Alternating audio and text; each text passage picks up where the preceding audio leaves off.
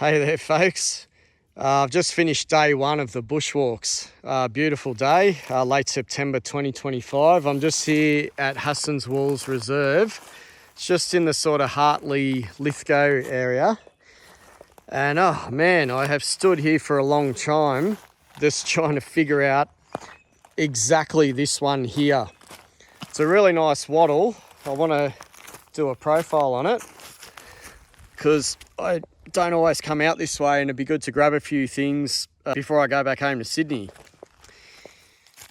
So we've got a problem here in that I thought this was straightforward Acacia buxifolia, and that's what I'm probably going to make the video as. I've looked at the records, and there are a fair few established records in this reserve, and there's also been a really nice book written on the plants of the reserve, which I've seen today, and it's in that book as well. It's here on the side of the road. It's a really beautiful one. The problem is, in the Blue Mountains, three very similar wattles come together, and that's Acacia leucolobia and Acacia lunata. And I've just been pulling my hair out trying to look at the differences between the three species. It's all right looking at the differences between two species, but I had to do three. And it got quite hard. But I'm going to conclude this is buxifolia as that's what's been historically recorded here, and that's what people have sort of said it is, and a couple of references as well, websites and books as well, especially the book on the reserve. Acacia buxifolia, it's got a massive range. It's very common on pretty much all of the New South Wales tablelands and western slopes, and I think it was getting out there to Dubbo, and I think it was going a bit further past Dubbo, and it was going all the way out to Griffith, and possibly a little bit further than Griffith as well, but not much. And it goes down into Victoria, where it's sort of on the same longitude, and I think it ends up there around Wangaratta, or possibly close to Shepparton or somewhere like there. And it's sort of just constrained in that northern part of Victoria. It doesn't go much further afield to the south. It sort of peters out there in that northern part of Victoria. It doesn't get to Melbourne.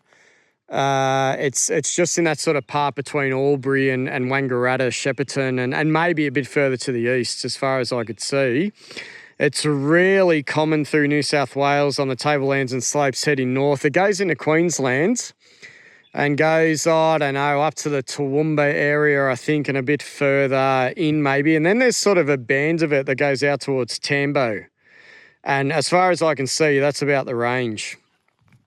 So it's pretty big.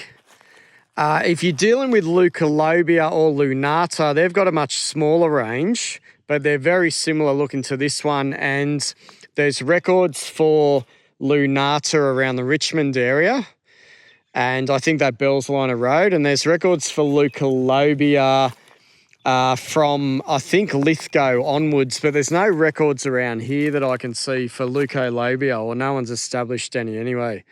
But I reckon you'd be just sort of battling to discern the three of them, especially if they weren't in flower. A lot of it hinges on the flowers. Buxifolia is meant to be to 4 metres tall, and they're sort of describing it as anywhere from 1 metre to 4 metres. I've just got all these ones here that aren't even 1 metre. They'd be less. But all three of them are sort of described as being up to, I think, 3 or 4 metres. 3 or 4 metres tall. Maybe this can be one of these videos where we figure it out as we go along. The phyllodes of buxifolia, they're described as being to 45 mil long and 11 mil wide. 45 mil and 11 mil wide. Now, I'm getting a fair bit of variation here. They're a nice bluey green colour. Maybe the sunlight, dappled sun helps a bit. And the mid-vein isn't meant to be all that prominent. They're sort of saying it's not an overly prominent mid-vein. You can clearly see it there. Again, it's got that myrtifolia feature, rubeta feature, where it's dividing the leaf into two uneven halves. And it's got a very strong mucro, which I'm sure you can see there. It's quite obvious. Mucro, they're very blue. They're up the blue side of the spectrum, I would argue, especially in the sun. They got a very bluey colour, but they got a good, they got a good dash of green as well, sort of glaucous, but I'd say they're beyond the middle of the green-blue spectrum. They're up towards the bluey end, I would argue. But here, when I look in different shades of light, these ones look pretty green, these ones here. So maybe it's just a bit of variation. Like these ones are pretty, almost getting towards a sort of olivey green with a dash of blue. And then these ones up here look very strongly blue. Might just be how our eyes perceive things. The problem with Leucolobia is that's described as being a 14 mil wide. And when I look at that leaf, I can see this leaf from here. It's I'd easily give it almost 15 mil wide, that one there. So they do say this is a complex, this buxifolia, lunata, Leucolobia, and there might be some others in a bit of a complex here. But I've got some leaves here that are well and truly, I'd say beyond 11 mil, though I don't have a ruler on me at the moment. So that's one feature. Now, the phyllodes in buxifolia, they can have the glands near the base, or the glands can be absent. And if I look at these ones, I think I was seeing a gland perhaps, though they do say the gland can be absent as well. So this might be really hard to pick up with the phone. I think for the other species, they're saying the gland is usually there. And maybe it is absent for some of these phyllodes. So whether that helps out a lot, I'm just not too sure. This is where, the more wattles I focus on, the harder some of them are going to get. Might be a gland there down the bottom of that one, I think. Might just try and pull off some individual leaves. I've got the leaves altered every which way here. They're saying 3 to 10 mil above the pulvinus if they're there. There's a gland on that side, the side pointing, I guess, towards the bottom of my hand. And there's maybe a gland there, 3 to 10 mil above the pulvinus, sometimes absent. So that's the deal for buxifolia. There might be another gland there. I'm just struggling to zoom in. The glands are pretty tiny, but they are there to an extent, so that's good. So that's the main feature of the phyllodes, and I think in the other two it's more or less the same. Then the interesting thing is the flower heads. In Acacia lunata, you're meant to have flower heads of 3 to 5 flowers. And I thought, as I looked over this, I was getting that pretty commonly. Got to really try and work hard here on what's an individual head. But I reckon you're picking up about 3 flowers. I can't really get any in bud. It's a bit hard to get flowers in bud. Or the heads in bud, I should say. We've got a very low number of flowers per head. But the first mission is to sort of discern an individual head.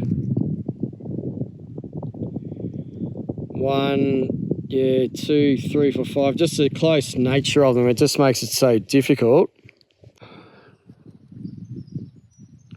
Definitely got a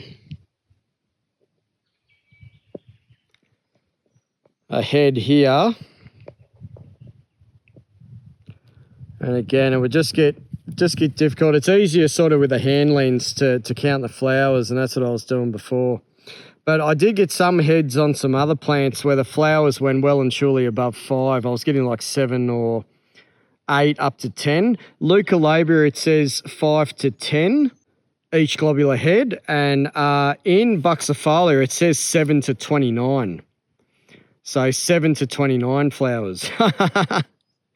So, why wouldn't we just say 30? I'm sure it says 7 to 29 on Flora. I've just checked the Wattle web, the very good lucid powered Wattle Keen website and database. It's saying 7 to 12 flowers in a head, and it's saying the branches aren't pruneose, and I don't think they are on these at all. I'm not really getting pruneose branches. I might be getting slight pruneose, but not really a lot. Not a lot of obvious wax on them. And I think it's saying the other two possibles have very pruneose branchlets. So I might just run with this one being buxifolia, I think, for now anyway. Wow, folks, I am diving and diving and diving. This is one of the most complicated, wattle videos I've made for now. This is where I'm really starting to get bogged down. It does say the flower heads for buxifolia are 7 to 12, and for leucolabia they're commonly 5 to 9. Now, I'm getting a lot of low numbers in some of the heads here. I'm getting a lot of low numbers. I seem to be getting sort of around the 5, 6 mark a lot of the time. And if you're going to tell me the flower heads are 7 to 12, well, what happens when I get one that's got 5, like that one? Possibly, if I've counted them properly. You can definitely see it here. It's got that Acacia buxifolia thing going on where there I'm just getting 4, and here I'm getting 4, and it could just be an intergrade between the two. The other thing that's got me alarmed is we've got that Wattle website saying the racemes of, so it's put in the globular heads in racemes, as you can see. The racemes on buxifolia are to 3 centimetres, and on leucolabia they're to 5 centimetres, and that's what I'm getting here. I'm getting clearly a 5, 6 centimetre raceme, and not a 3 centimetre raceme.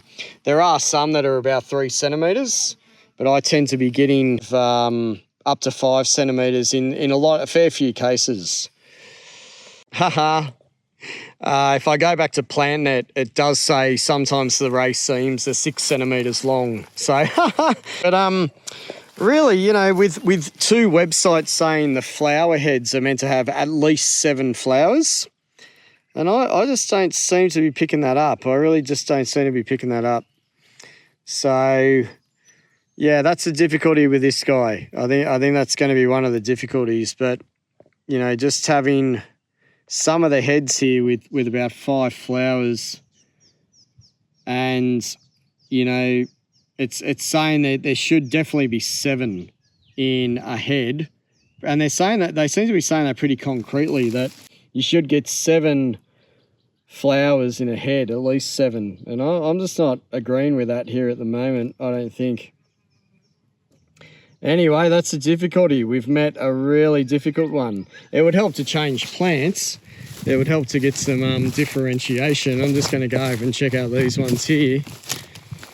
And then it's going to be so difficult to put this one down as leucolabia because just all the work that's been done here by people are putting it down as buxifolia.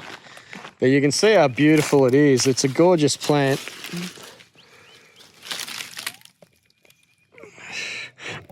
Just have a good look at this one. It's where it's really important to be able to count the flowers on your wattle head. That one looks like it's got a lot, actually. That would have a lot there. So maybe there's just a bit of variation.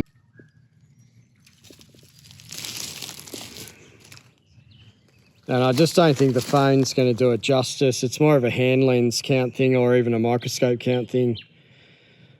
Anyway, there we go. Yeah, the branches are slightly pruneose. And the other thing too they talk about in leucolabia is the calyces. The calyces of the flowers also being slightly pruneose. They talk about that as well. Now, I haven't really picked up on that in massive detail. If I can get this into the sun. The calyces can be pruneose as well, and that might be where leucolabia comes from. White lobes might be the name for it. But we might just have to put this down as buxifolia, pending just not being able to get there and maybe the variation of the species.